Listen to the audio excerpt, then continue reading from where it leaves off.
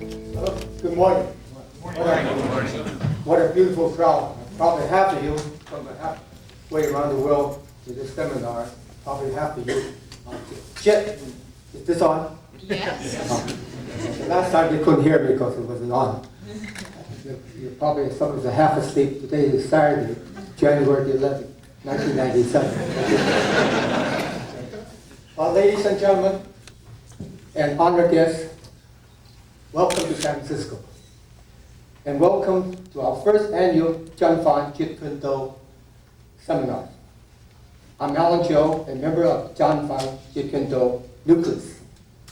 Exactly 1 year ago, January 10th and 11th, 1996, history was made in Seattle, Washington. For the first time, Seattle, Oakland, and Los Angeles group was represented, gathered together for a 2-day summit meeting to discuss the preservation and perpetuation of Bruce Lee art and science. It was decided by the individual in attendance that the official name of this group would be called Jeet Kune Nucleus. Now, may I have the honor and proudly to introduce you to Linda Lee Catwell, who is on the board of directors of the Jeet Kune Nucleus organization. Linda Lee Catwell.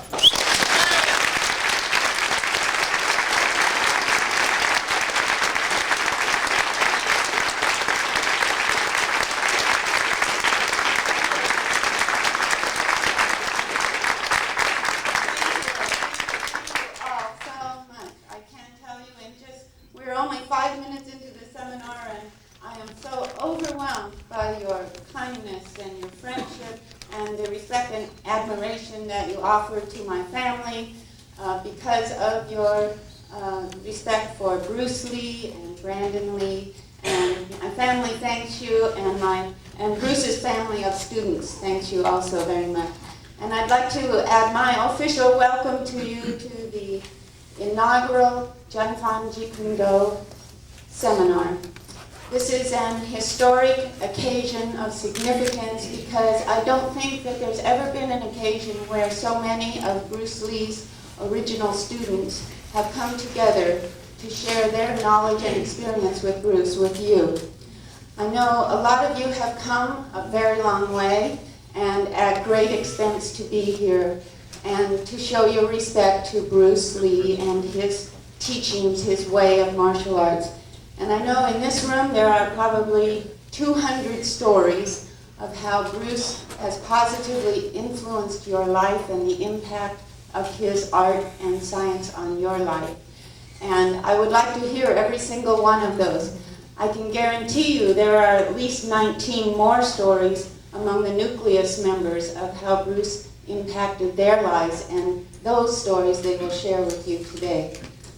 So I want to once again thank you for paying tribute to Bruce by being here today and for helping to keep his spirit and his message alive. Regarding the formation of our organization that we have named Jeet Kune, I would just say a couple of brief things because there's a lot of information in your seminar program that you have that talks about the origin of the name and the logo symbol and how it was derived and its meaning and what the mission of our group is. And we consider all of you part of our group now, so this is now our mutual goal and mission. We came together, as Alan said, last year in Seattle to discuss the state of Jeet Kune in the world today, and discovered, as I know all of you know, that there is dissension and controversy and a lot of people who claim to be teaching or practicing Jeet Kune who really have no idea what they're doing, and what they do bears no resemblance to what Bruce was doing. So we thought that in order to preserve the foundations of Jeet Kune to assure that the building blocks will go on to benefit future generations, we felt that we needed to choose a name, Jeet Kune, that would distinguish this body of knowledge from other versions of Jeet Kune. So that was the origin of the name. It was actually picked out by Bruce's and my daughter Shannon.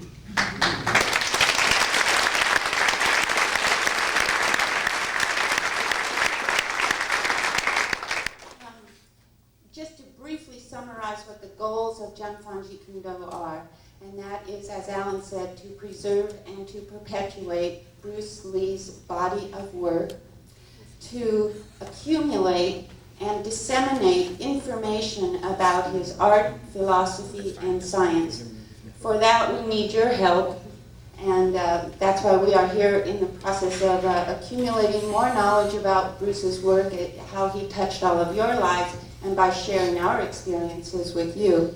And also, we have established a code of ethics calling for mutual respect of other practitioners and of other arts. So we hope to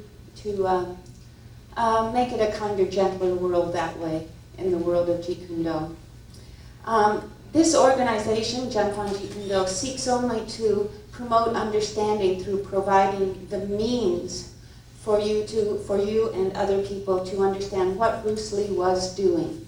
In other words, or I should say, in the words of Pete Jacobs, a Nucleus member, what we are all about is just to say what Bruce Lee was doing at the time he was doing it.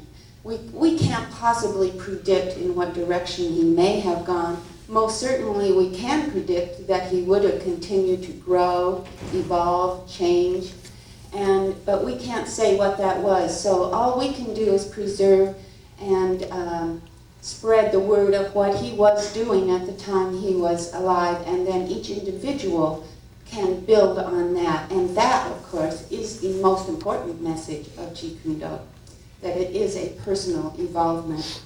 A couple of the things that Janfan Jeet Kune does not do: we do not certify instructors, we do not test people for qualifications, we do not rank people, we do not set up a code of rigid set beliefs that must be followed, because that is not the philosophy of Jeet Kune.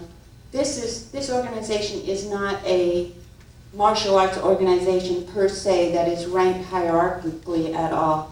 We are just want to be a repository of information.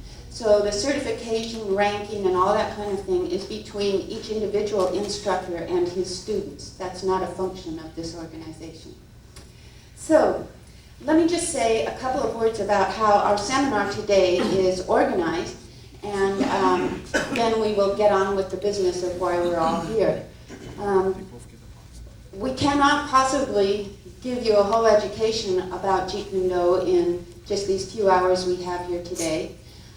So this is really an overview of Bruce's work, and we've arranged it according to the eras of Bruce's development in his martial arts life, starting with when he came to Seattle and his growth during that period of time, and then he moved to Oakland, as you know, and his continued involvement there, and then he lived in Los Angeles and the process of his evolution there, so that you also can share and have a feeling for the process of evolution of Bruce's growth. Because, of course, as I said, that is the goal of Jeet Kune, is that one personally evolves to the height of one's own potential.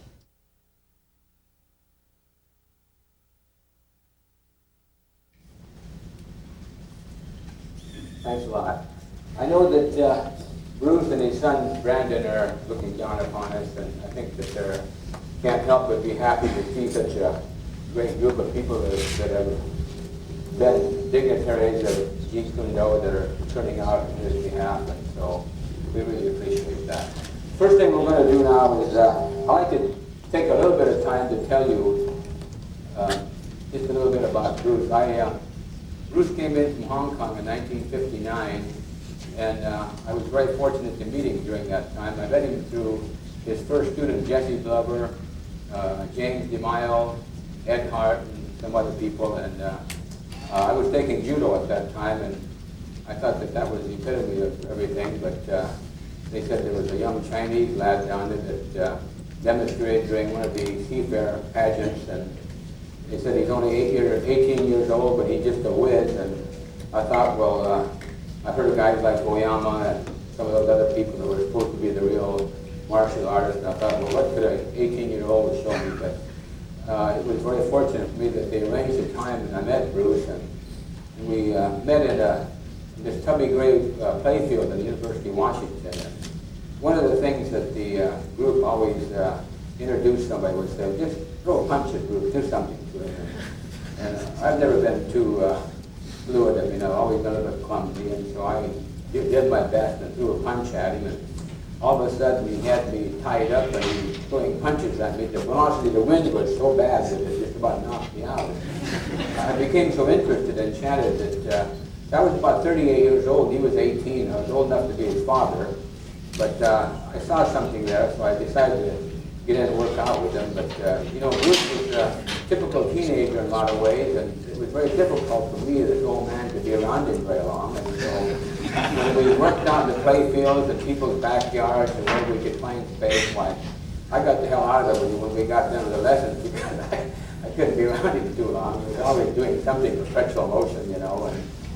But as time went on, I realized that this young man had the endowment of a great deal of philosophy, as well as he could be telling you a raunchy joke one minute, the lousiest joke that you ever heard, and the next minute he could be spouting something from Lo-Chi or Taoism or Zenism, and it just blew my mind. And I got to tell you, I just got out of the concentration camp, and I was down. I mean, I was just like these Indians out there that you know, have no place to go.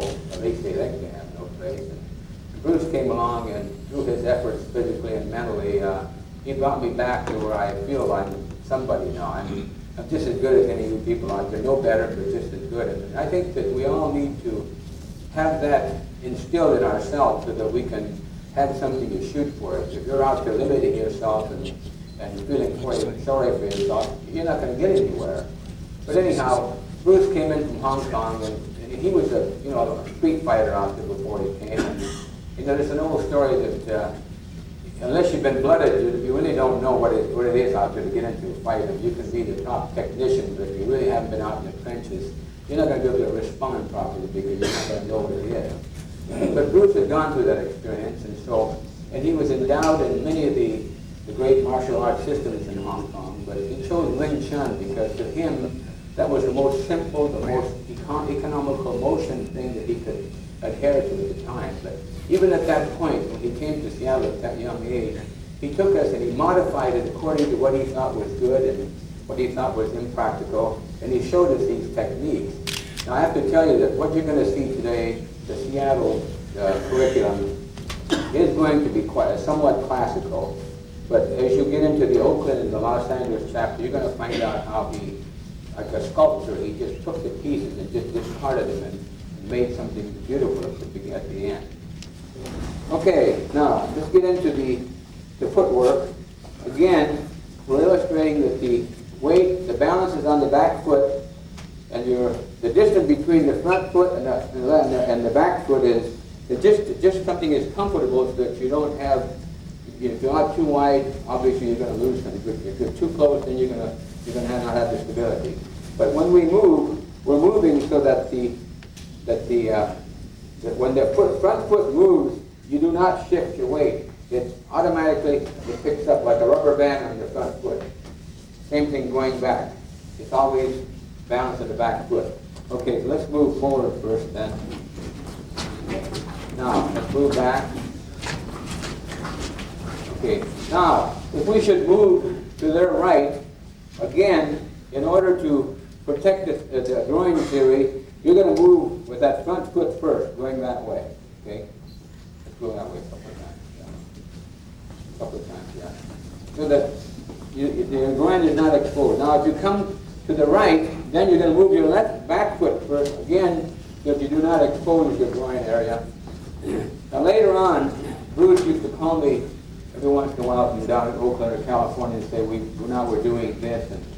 And he unshackled us and told us that when you move now, you have that mentally instilled in your mind that you're protecting your groin at all times. And now we move with mobility. If you move just just move. Okay. So that now you're not using that theory, but still in your mind you're protecting the groin area. Okay. Now, on the other hand, everybody's not going to be throwing a straight punch. If you should come in with a roundhouse punch, then let's demonstrate that now. So it's not a block and a punch, it's simultaneous block and a punch at the same time. Now if you should come in with the other hand also, no, 1, 2. So you cancel both of them out, okay? Okay, now, the next thing we're going to go into is the 3 different blocks. This is the tongue sao, this is the bong sao, this is the gong sao, and the fuk sao is coming in like this. Okay, let's get the tongue sao first. Again, it's an immovable elbow concept so that when somebody strikes, you're not moving your elbow that much, but you're turning your body just a little bit to cancel that out. Notice that his hand, the inner hand, is simultaneously working in relation to the outgoing defensively. He's in ready situation there. Okay, now let's try the gong sao. That would be coming down.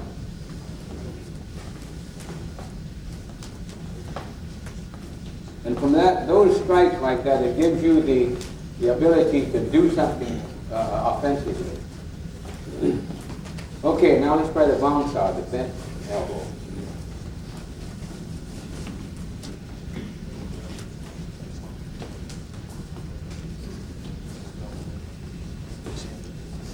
Notice he's letting the assailant come into him instead of him going into the assailant, so he just sort of dissolves it. Okay, now the fuk sao, which is a little bit more of a passive type thing, but it does have its purpose.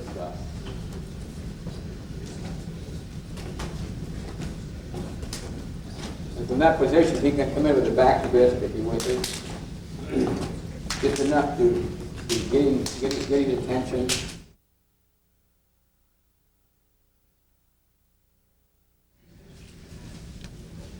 Then in 1950 years, we took up traditional skills on Kung Fu.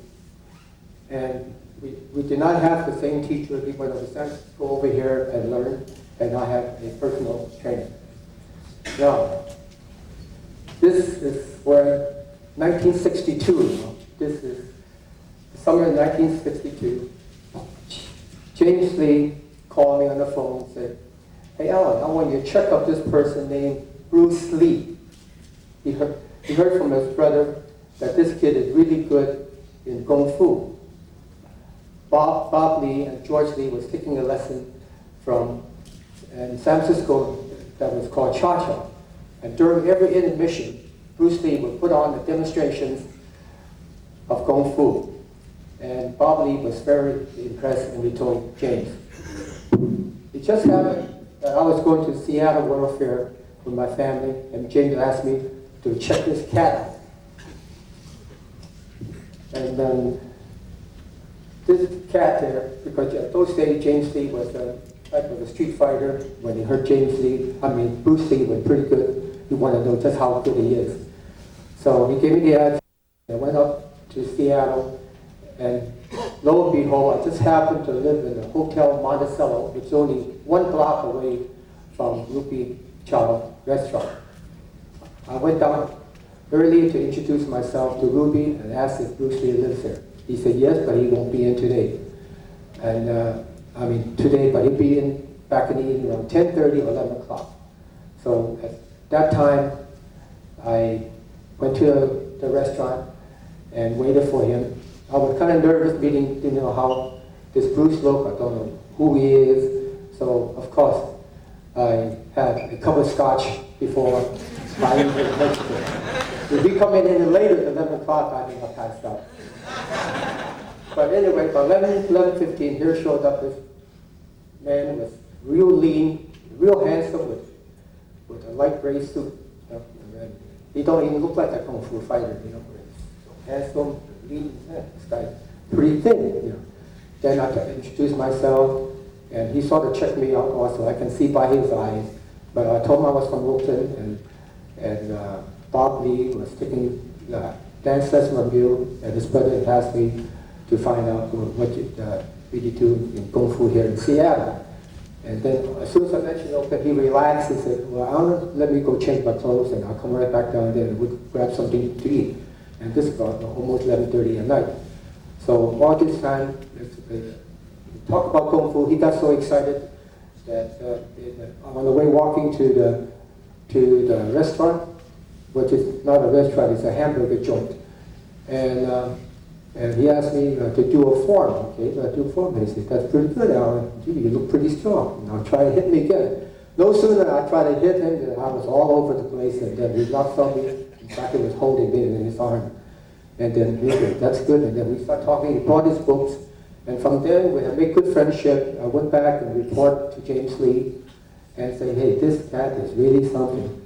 So through letters and telephone, Bruce decided to come down.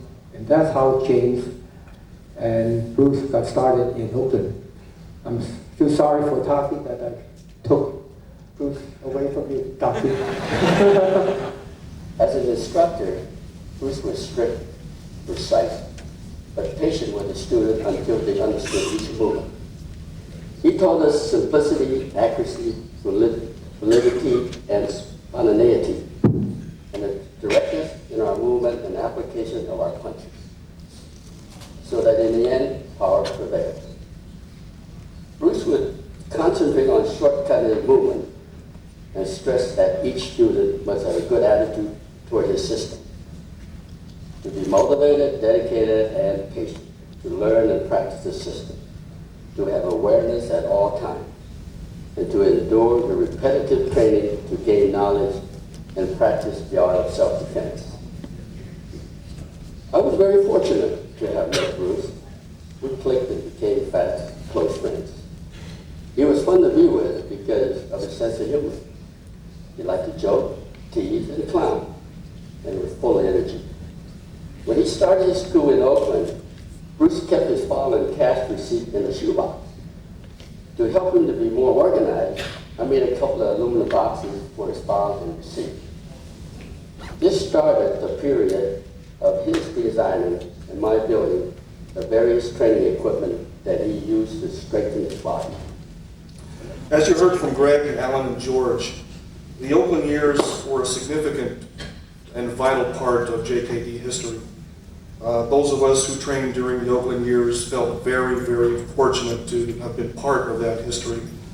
At the Oakland School, James Lee was the man. He was our Sifu, our one and only instructor. He was the man who paved the way for many of us in the martial arts, many of us who had previous training, those of us that didn't. He was a very astute instructor, a very dedicated gentleman, and a credit to Bruce and his teachings. In spite of the many hardships that Jimmy faced, including that of being a single parent and battling a bout that ultimately proved fatal with cancer, James remained passionate in his teachings in JKD. Like a kid with a new toy, James was very exuberant about Jeet Kune because he had become liberated from the classical mess, and it showed in his enthusiasm. The fruits of Jimmy's efforts resulted in the development of a number of prolific students. Although it is acknowledged that James never made any instructors or never anointed any instructors, we hadn't gotten to that point yet at the Oakland School. It was a non-issue because JKD was still pretty much in its developmental stages. Bruce was on his way to becoming a superstar. So these things weren't an issue. But nonetheless, a number of prolific students were developed out of the Oakland School. First thing that I would like to show you is the simplicity of the art. What happens is a lot of people, they try to rush in on you and you don't have time to prepare for anything. You just have to deal with what is as it comes. And if you're not instinctively prepared for it, then you could get caught off guard and get clobbered along the way. And one of the things that Jimmy taught us was to be sure that we are constantly hacking away at the non-essentials. So that way we don't have to worry about a whole lot of things to remember because what you have will come natural. Continue repetition and practice. Last, it was called 5-point kick. Can you get your pie jump position, your ready position? You guys, when you do the kick, front, 45, always going back to position, side, 45 rear, and rear. Okay, then with your rear leg, front, 45, side, 45 rear, and rear. From here, you go back, you do the same thing on your left side. Front, 45, side, rear, rear. Now, an ingredient in kicking is the water and the wind. Okay? Two aspects of one kick, like yin and yang. Okay? Tao. Okay? So first we have the water. Let's say we're working on the side kick. Kick.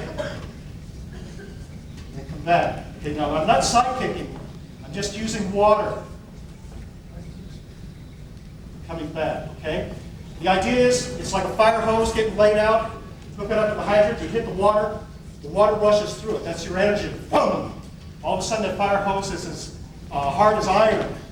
Okay, same thing with your leg on the water. Okay? The second ingredient in the kick is the whip. In this case now, we're not using power, we're just using speed. So when you use the whip, the idea is to make the shoelaces pop, as if you're kicking a gnat out of the air. Okay? So let's say like when you're kicking, for example, and you say, well, I haven't got any power on my kick. It's really bugging me. Okay? Work on the water. Isolate the water. Then when you get back to your kick, you'll have the force you want. Or you say, well, I'm not bringing my leg back. It's not quick enough. I'm not catching anybody with it. Okay, get away from power. Just work on the whip. Just make it fast. Then go back into mixing water and the whip. Okay?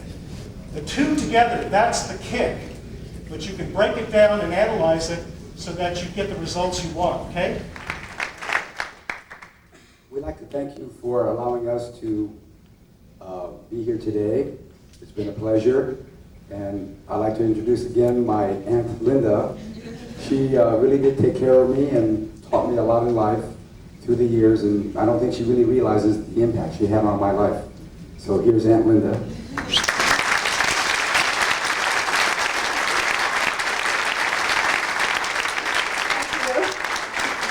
I've known Greg since he was 8 years old. Twitters and I got married and we moved into James Lee's house, and so you've just grown up great.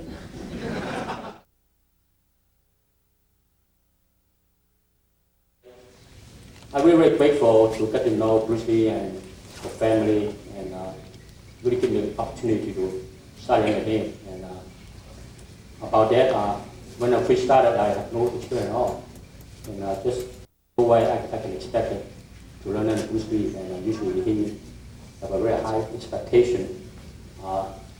Usually teach some martial art that they are very experienced, and for me to come in and have no experience at all, and to this day, I still can't reason why he took me in.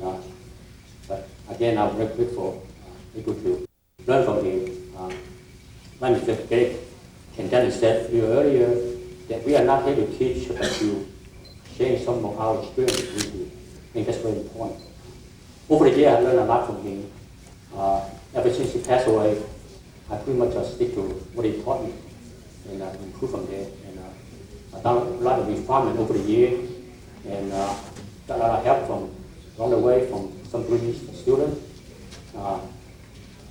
Over the last few years, I've got support from some of my students there, and they really, one common goal is to perpetuate and to share our knowledge.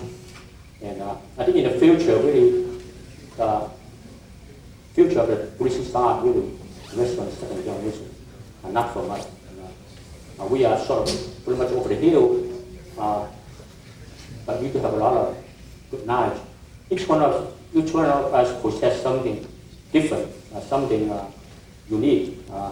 That's why we're here to get together as a group and to unify and to share what we have learned from Bruce Lee. And let's say I'm not going to use my footwork, okay?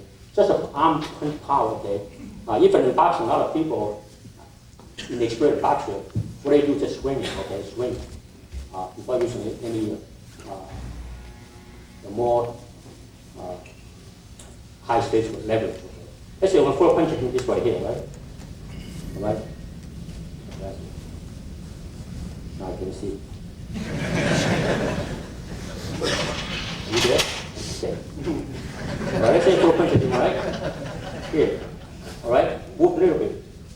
Let's say you just use footwork, let it push off. Here, okay. Okay, move back, okay? Just footwork, okay? The footwork doesn't have to be, the footwork has to be small and subtle, okay? Sometimes you do a footwork there, as though that you are not moving, but you are moving, okay? The footwork, take many forms. Once you can see it, a big step, a big step, slightly movement, to get away from it, also generate the power, okay? So footwork can be subtle, can be visible real quick, okay? Can be smooth a little bit, okay? So that's the power here. So when I throw a punch here, it's right here, nothing there. But if I go from here, and that's the power. My whole body moving in one straight line, focus. Okay? So everything's lined up, and that's a force of power. Okay? So this kind of thing that I learned over the years, and what Bruce had taught me, and once you just stand this way, I tap it. You move from here, okay? You go from here, you take a step, you can focus, you can hit, come back here. What's the big addition right here? Okay? The footwork to carry on with this here is to hit, come back from here. You're moving in, back again, come back here. Why take a distance? Okay? That's the footwork. Okay? This thing we're attempting to show you here this time is one of the hardest to really learn and to really do it. I wonder sometimes how long Bruce worked at it in order to get as good as he was. He could do it. When I first seen him, he was doing a BOG from 3 steps back. And he would get nose to nose with you and kind of pick you off a little bit. And then he'd go 1, 2, 3, clear to here. And then he'd say, "Do you feel safe?" And the first time he said that, I thought, "Are you joking? I can run away and hide before you can get over here." He'd say, "Try and block me." And then, bow! You wouldn't see it till he was about here, and when he hit you, thump! I thought, is he mad at me or what? He really banged me. It took me a long time to figure that out. I'd seen him do BOGs and go boom and close the eyelids just quickly, you know. And I thought, why is he hitting me so hard? What he was doing was increasing the intensity. He wanted to really get into it, and he did that on purpose. I thought, well, at first he was mad, and I thought, no, he's enjoying himself too much. He's smiling. I remember one afternoon, he was banging me in the forehead, and he'd hit me about 6 times, and then I stepped back and I said, "Oh, you're so damn fast." And he smiles and he said, "I'm not fast." He said, "I found many people faster than me." And he sounded like he was mad about it. You know, he said, "I have learned to be deceptive." And so I started looking at it again. I would have went on thinking he was the fastest guy in the world, and if he hadn't told me himself. I didn't say that, he did. Right? And the thing is, he's doing a number where he is traveling on a direct line to your eye. And later on, we'll hold up some plastic sheets, and if you hold it off to the side, you can see that you've lost that direct line to the eye. And he talked about the principle of the hammer and we should be using that in our punches as well as this BOG, right? It's like you're driving a nail. Right here. Nothing is moving from the elbow on down. And so he'd start this way, and then he'd put everything behind it. He'd come on a direct line to your eye.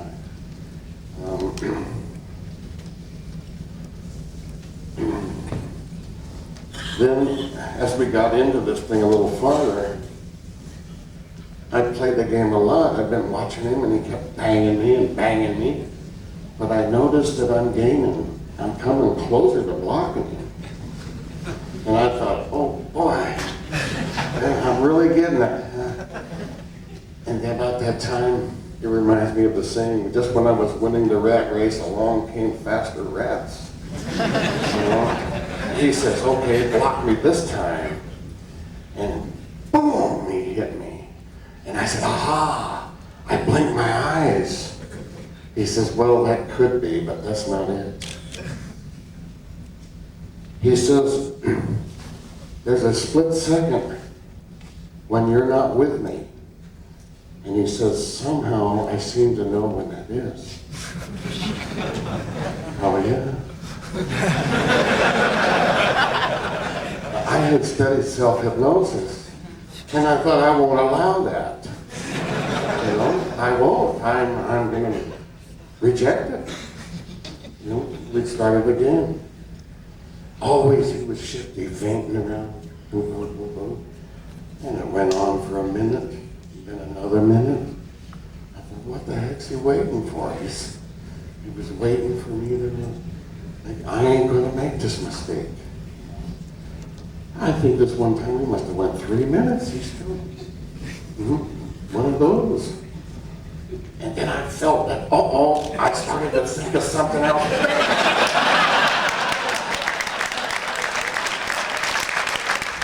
As in the 4 ranges of combat, as some of you have seen, he basically worked the kicking range, the boxing range, the trapping range, and the grappling range. Usually trapping was just a little bit closer than the boxing range. But he had the concept, which I have in my notes, he believed that you can trap and hit and trap and trip, trap and choke, trap and throw, trap and takedown. Those are from some of my old notes. I first met Bruce Lee in 1962 at Ed Parker's with my mentor and instructor, Danny Nasaka. And I didn't see him later until I was in the Army. I was home on leave in California. I was working out at Ed Parker School. And Bruce walked in, and I was sparring, and I was a black belt at that time with Ed Parker. He asked me to spar. And I sparred Bruce, and I think it near him, like someone turned on a record in his head. He was moving around, using footwork, and he just kept as Bob Rimmer was doing the BOG, right on the top of my head, he'd play with me. And so I just had to reassess myself on what I was doing, and I asked Bruce if I could become his student. And so all through, before I went to Vietnam, ETS out of Oakland, I trained with Bruce. And at that time, I was learning Silom Dao. Then later on, when I got out of Vietnam in '67, I started training at the Chinatown School. It was more contact, more Western boxing added, more trapping. There you go. Oh, yeah. Okay, let me do it. Let me do the first part fast, because what I want you to do is try to do this non-telegraphing. Here, hand first moves, and in. Again. Second, if he's going to block.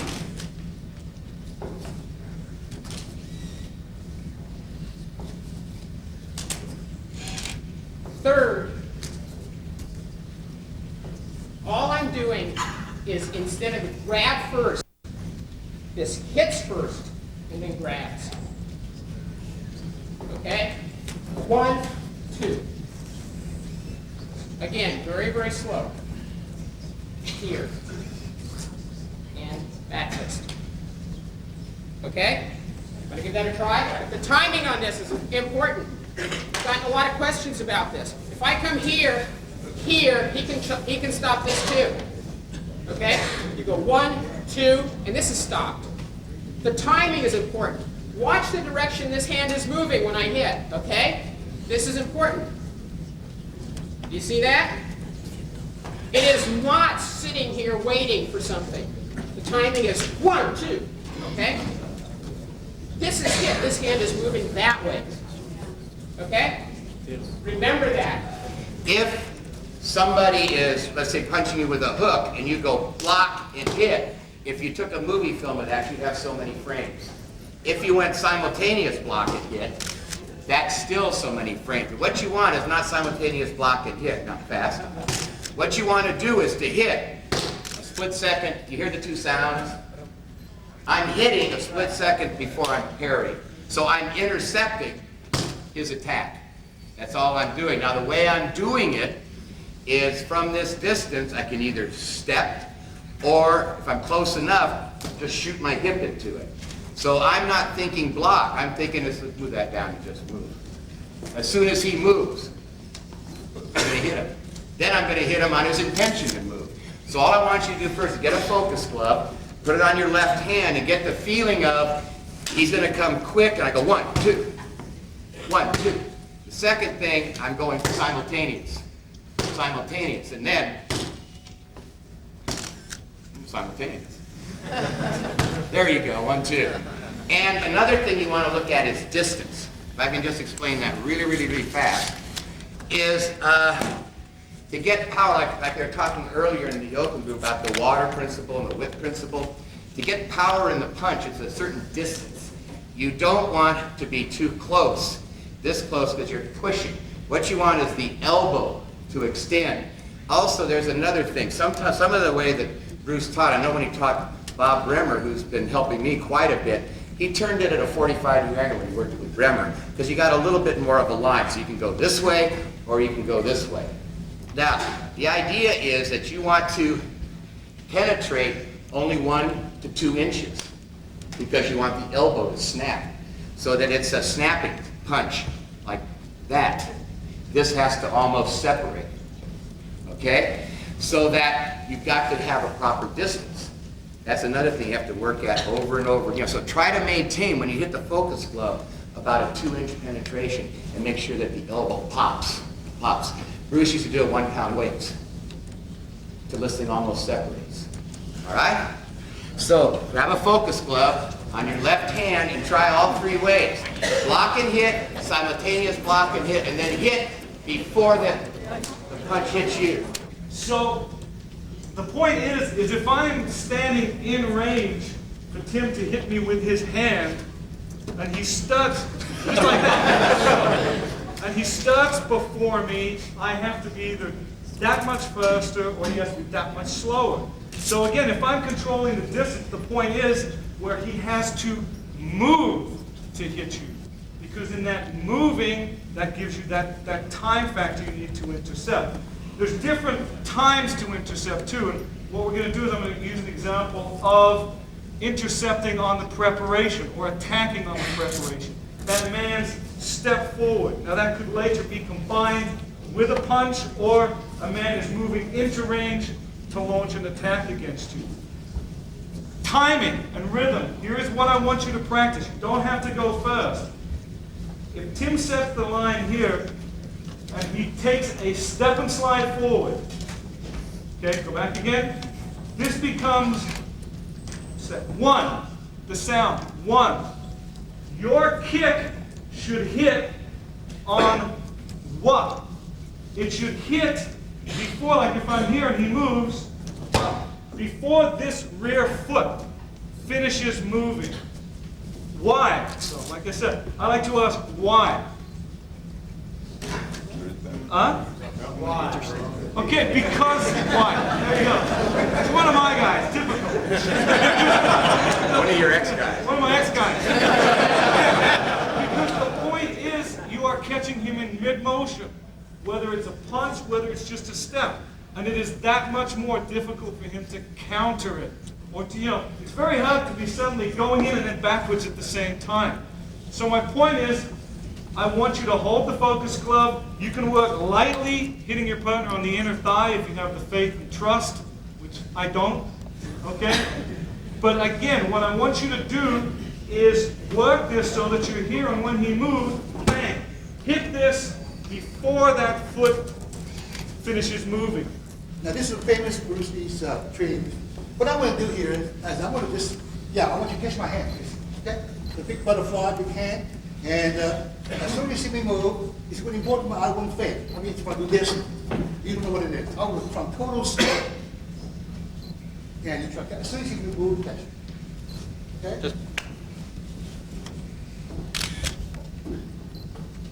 You fail.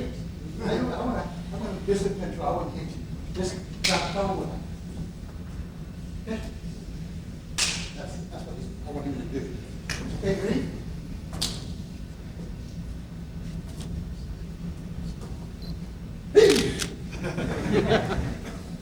Am I faster? No, I'm not trying to demonstrate how fast I am. I try to tell you that they have no time, difficult to catch me. But 1967, Bruce caught me every time. And I was much better then. Now I was still pretty fast for senior guy like me, huh?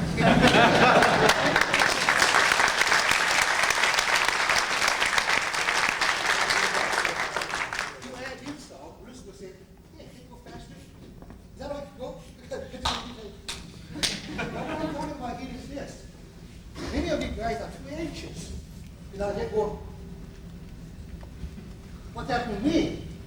I'm relaxed. I relax. I don't even consider he can catch me. I don't care. I don't even know where I'm going to start. When I start, it's all there. That's in principle. So we're going to spend so much time beyond principle to that go over the in principle. Inseparable. Inseparable. The first training stage is what? Yang and yin. Now, to me, I study all the technique of Bruce and so on with my own cultural heritage. I began to study Tai Chi. To learn what is softness, really yielding. That's kind of my training, for health and so on. And it's my 31st year because I started a year before I took Bruce Lee's JKD. And let me just go through a journey of appreciating the yin aspect of yang. And when the yin is trained, the yang is trained, what happens? Combined fluidity. You see, that's the stage we're learning. Now, if we always drink the yang, you never learn the yin. Just like I was thinking about what I can describe. It's like a football team. They only have offense and no defense. You see, it's very important both. You see, now, it's not just two different things. One does defense. And then in the JKD is what? The relaxed, soft. When I'm relaxed and soft, my speed comes. That's very important. I'm not anxious. Another thing, yin aspect as opposed to. Huh? So we have, I saw all of you, young and anxious. Thinking of the downstream, you need to learn that aspect. It's such a joy. The difference here, you come to me, you just brush through, huh? Watch awareness. Begin to the end. You can't, just like hiking, you have a zoom. Start, watch it coming. Time it just right. As relaxed as possible. That's a training. As opposed to, okay, stop. When you tense up, speed is slow. So I want you to do one thing right now, just prepare off and do one thing. It's not even myself that comes to me, and it just kind of gradually with your confidence of it, go faster.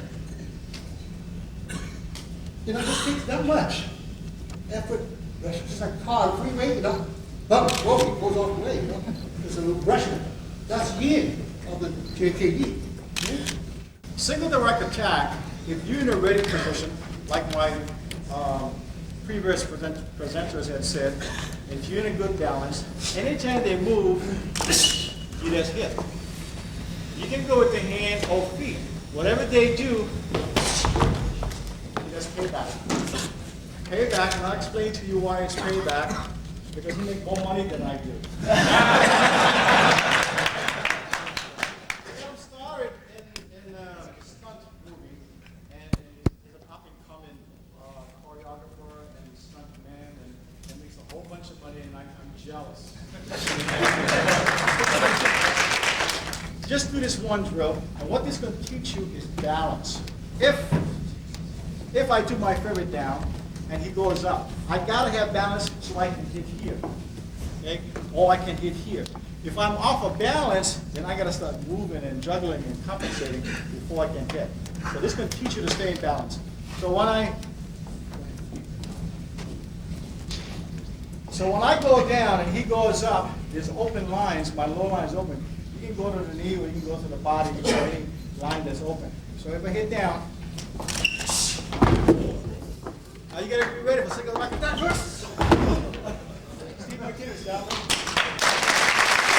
And if you had a chance to see Bruce Lee's Lost interview or any of his recordings or any of his writings where he talks about this, the common denominator is our common denominator. It's the fact that physiologically we're all essentially the same, which means that the stimulus that results in martial arts parlance in a faster punch for Bruce Lee, a more powerful punch for Bruce Lee, is the same stimulus that's going to result in a faster punch for you, no matter who you are, no matter what your size, no matter what your proportions or dimensions.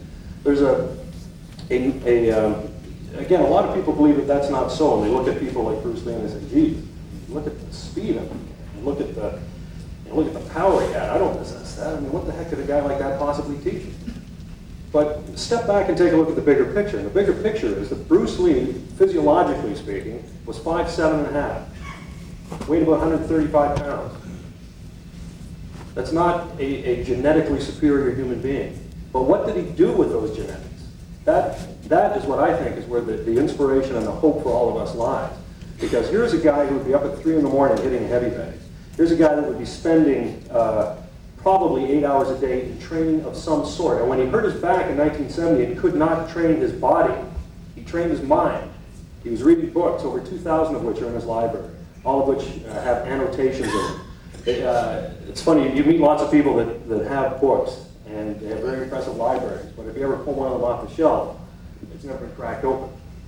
You know, Bruce Lee not only cracked it open, he read it, he understood it, he digested it, more importantly, he applied it to things. And that is an exceptional human being only in so much as that he was a smart human being. And that's why his art is a smart or a rational art. It doesn't accept prejudices. It doesn't accept prejudices of people. It doesn't accept prejudices of technique. It does not accept prejudices of tradition. And these are all the great, all the great demons that every individual has to slay. And that is part of the self-knowledge process. When I met Brandon, he pointed out a terrific example, which has stayed with me to this day, and that I think represents probably the best part of what Bruce meant by self-knowledge. And he said, when you pursue a martial art and you move down the road to mastery, there are always these barriers that pop up on the road to progress. You learn about your limitations. If you're coming to the arts late in life, you learn you don't have the flexibility you did. You can't kick high. But you're learning something about yourself. And in another field, you might learn you have tremendous aptitudes. But these are all things you're learning about yourself. And Brandon went on and said, and as you progress down the road to martial arts mastery, and you come up against these barriers, you learn about yourself. You learn your limitations, you learn about the potential for growth, and more importantly, when you do that, there's a huge element of spiritual growth. And by that he meant self-knowledge. And everyone in this room has the capacity to learn from what they're doing on a daily basis. And that's what Bruce Lee meant by saying it's knowledge is an ongoing thing.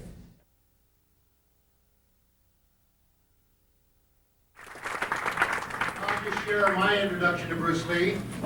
I met him right after Jesse met him.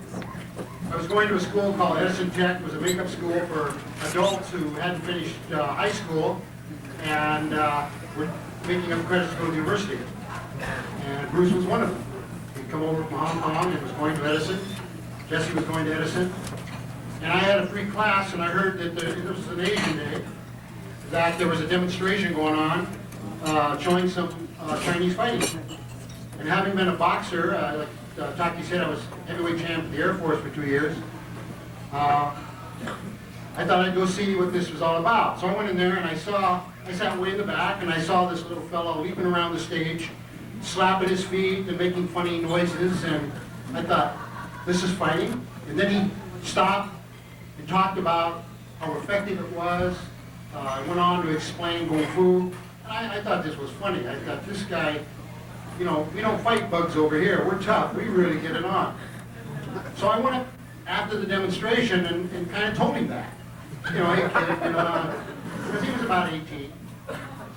So he says, why don't you take a punch at me? Well, there's some girls around and my macho thing. So I fired on him. Worst mistake I ever made. Now you have to understand, I had an attitude. I was the toughest guy in the world. 225, mean machine. Here's this guy weighed as much as one of my legs. He trapped me, and he's going, anybody home? That was my introduction to Bruce Lee. Since I'll be supporting my first invitation to the tournament, Bruce came there to autograph.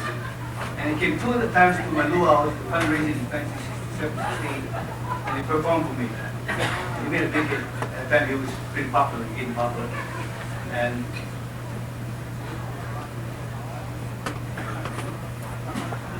when the time after the week was, the luau was over, I was trying to pay Bruce to take my money. I said, Bruce, I pay all my entertainments from Hawaii. I paid for $200, $175, whatever. At that time, it was a lot of money. He said, no, I don't want no money. I told you I would help you, so I'm helping you. He said, put that in your competitors fund, travel fund. And later I read about Bruce that he was really, he didn't have no money in the open days, right? He was really broke. So I appreciated it much more when I read that. I couldn't believe that guy was so big-hearted. So we became really great friends and he trusted me. But I think one of the most important experiences that I had deals with my family. As my children were growing up, when Bruce became superstar, the kids would go to school and they would say, my dad knows Bruce Lee. Oh yeah. So it just happened one day, Bruce was over the house and I said, Bruce, can you do me a big favor? He said, what is it, Ralph? I said, well, the kids say that they know you, but the other kids in the class, you know how kids are mean sometimes, they ignore them. So how about, let's go pick up the kids again. He said, wonderful, Ralph, let's go down. So Bruce went into the classroom, and what happened? The class erupted. Everything went wild. The thing about it was Bruce's true friendship. And when I shared something with him, and he wanted to share something with me with my family, we did it together. That's wonderful about Bruce.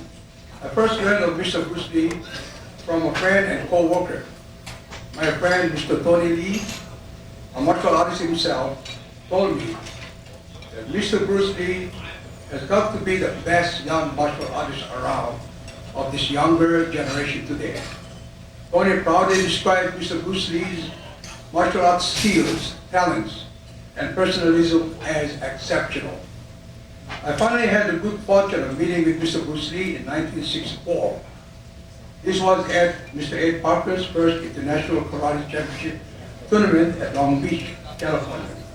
Mr. Bruce Lee performed there, and other special guests including Mr. Jun Rhee, Mr. Oshima, Mr. Kubota, Mr. Dan Trias, and myself. I was very impressed with Mr. Bruce Lee, and it seemed as though I had always known him. His demonstration of his skill, speed, and strength was spectacular, and the audience responded with excitement and approval. And he later on took me to a tournament that he was fighting, and Bruce Lee was sitting there, and Jun was sitting over here to his right. And I had this nice looking girl, anyway. And Bruce looked at me, he said, Joey Orville. And I looked at the Cato.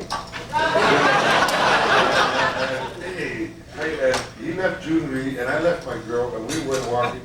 We went outside. We don't even know who won the tournament. All I know that Joe Lewis lost or whatever.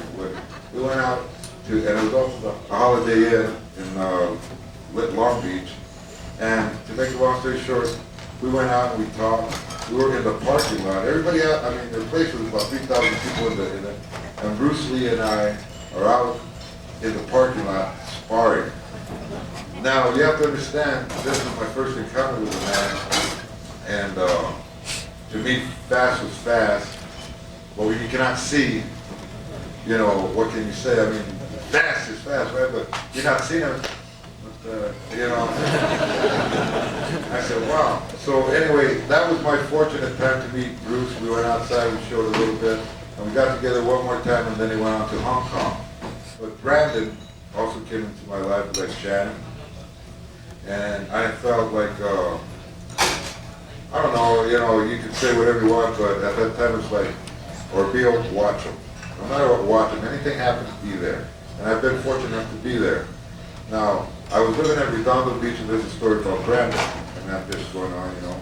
And Linda comes up, and at the time, you have to understand, Bruce had spirit, and I only got a little taste of it. I saw Brandon, and there was all spirit, the son, and he has his skateboard, and he's doing his thing. Well, Linda and I, we were walking, and Redondo Beach, there's a pathway that's straight down. I mean, and only people that have heart or don't have too much sense do it. So he jumps up, and Linda and I were watching, and he said, "Mom, look!" And he goes, "Yeah," and he's going to reach 80 miles an hour flying up. He hits the bump, he interjects, and he's going flying.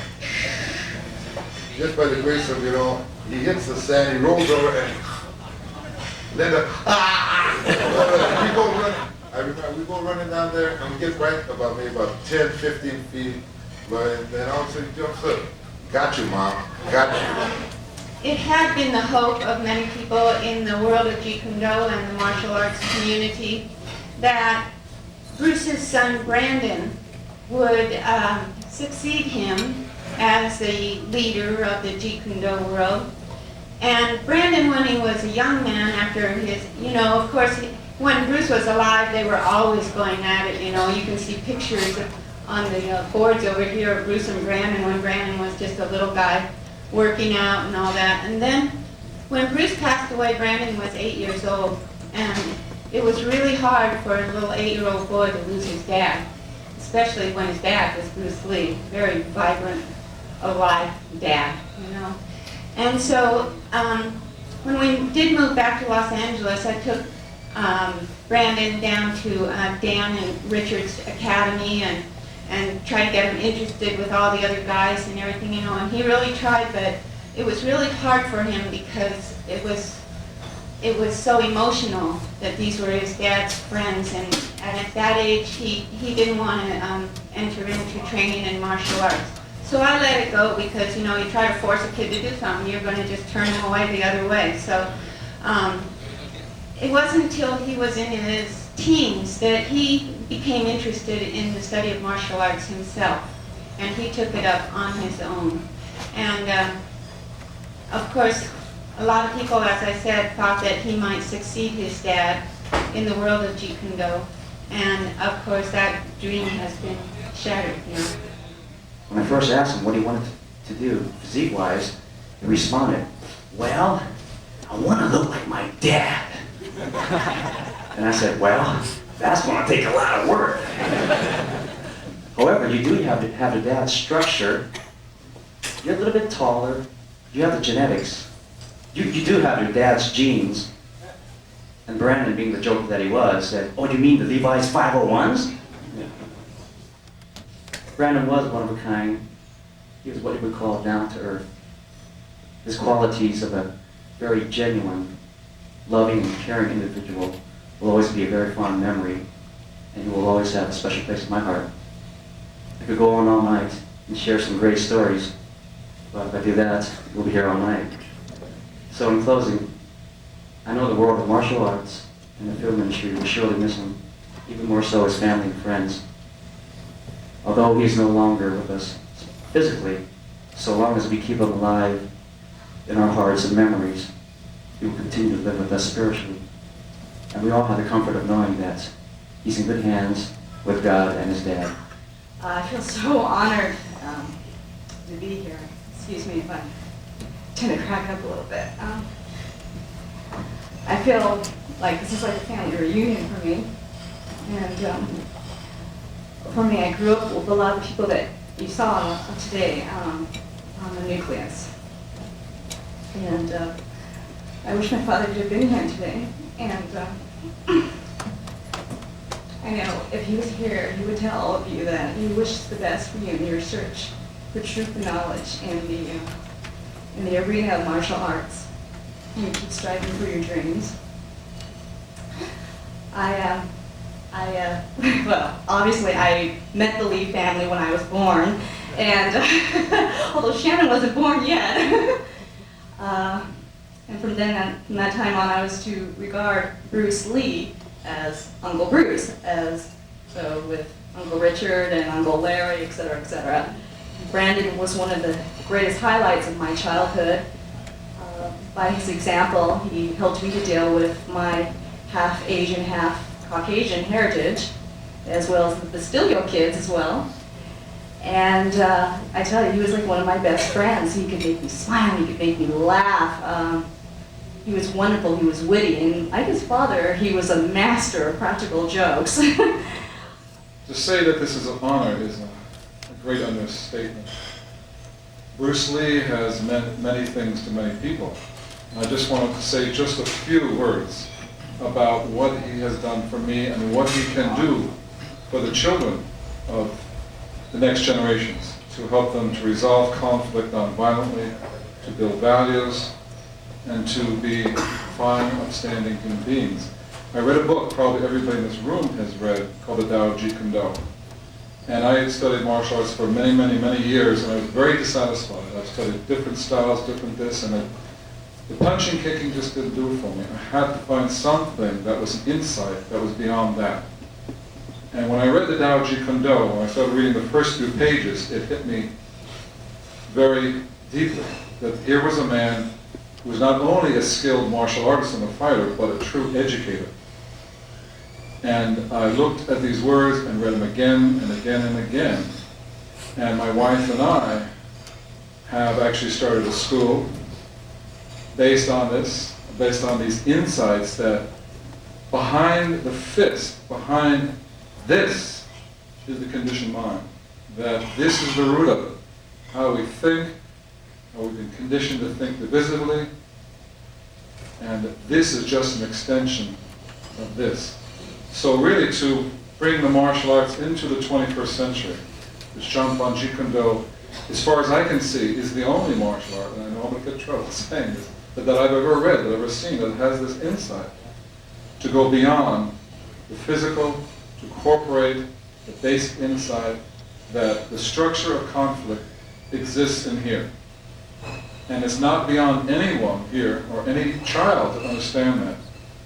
And that is the great, great legacy for me of Bruce Lee. All of it together, the physical and the mental. Because today our children face tremendous conflict, and it's escalated. But the very good news is we can do something about it as martial art educators. And this, to me, is the great legacy that Bruce Lee and his family has left to us. So I'm concerned about the future of the martial arts, that we look into this, look into these insights, and find out, is this what this man was saying? Which to me was tremendous. Next to last, I'd like to once again thank all of you for being here, for wanting with a passion for the legacy of Bruce and Brandon Lee to survive and to flourish and to work towards that. You are the Jeet Kune of the future, and it will go on and be of benefit to future generations if you pass it on. So I thank you so much for being here and for helping us to do that. I want to again thank all of the members of the Jeet Kune nucleus. We worked all year to bring this to this stage, and we have many more plans in mind. Keep in touch. We'll be letting you know what we're doing. And I would like to have the members of the Jeet Kune nucleus to stand with their wives or husbands and just accept our appreciation. Thank you. Thank you. I would like Shannon to read just one little passage, and it's meaningful, very meaningful to me, and I think it will be to all of you.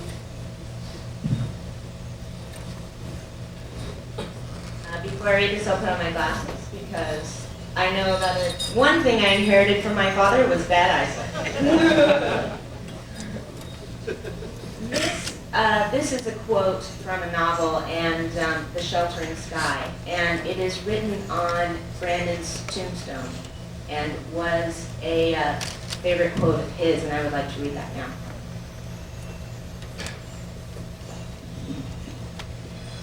Because we do not know when we will die, we get to think of life as an inexhaustible well, and yet everything happens only a certain number of times.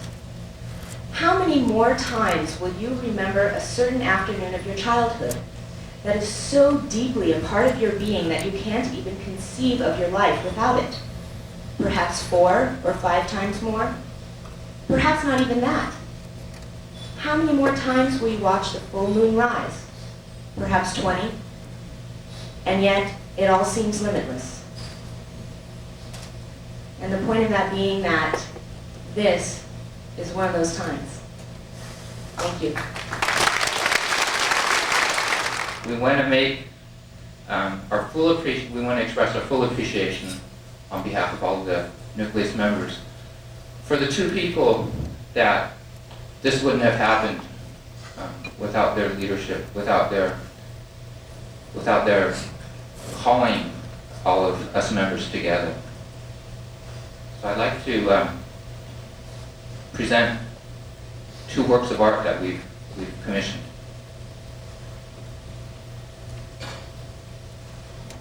And also with that in mind, I'd like to have Dan Lee translate the calligraphy that we've had put on it.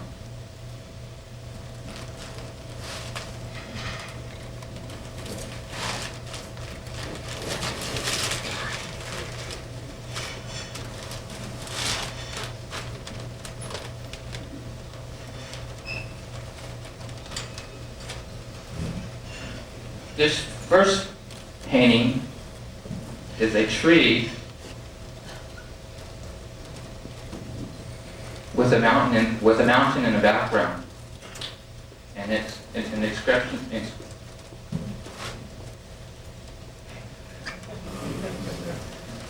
And Danley will translate the inscription for us.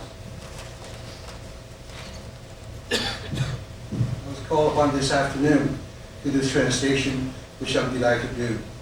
This, before I say something, I was very impressed with the artist of deep perception and goal of Jeet Kune, because what he said is so appropriate. The poem addressed to Linda says as follows. The young tree has developing its roots, new roots, with the support of surrounding hills, which assumes JPD nucleus. It will continue to flourish. Henceforth, Jinpan Jeet Kune Do will be passed on from generation to generation. All this development is credit to our beloved Linda Lee Caldwell for her sustaining leadership and nurturing spirit.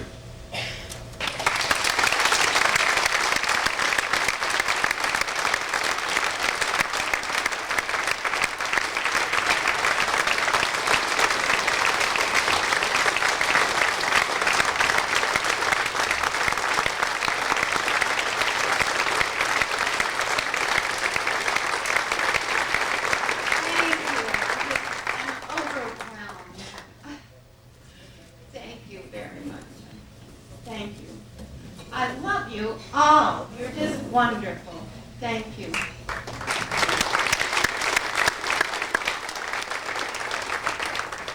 Now the second painting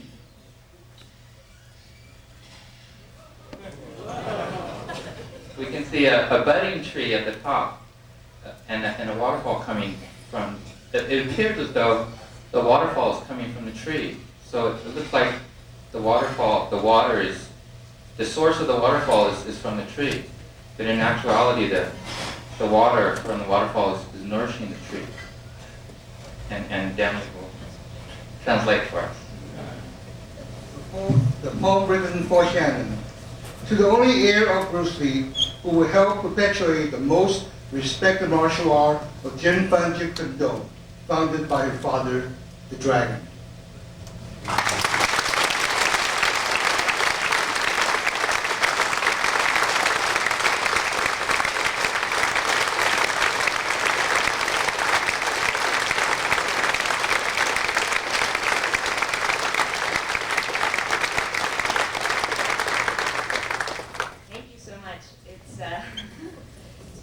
Emotional evening, and I can't say how much I've appreciated getting to know all of the members of the nucleus, and through them getting to know my father.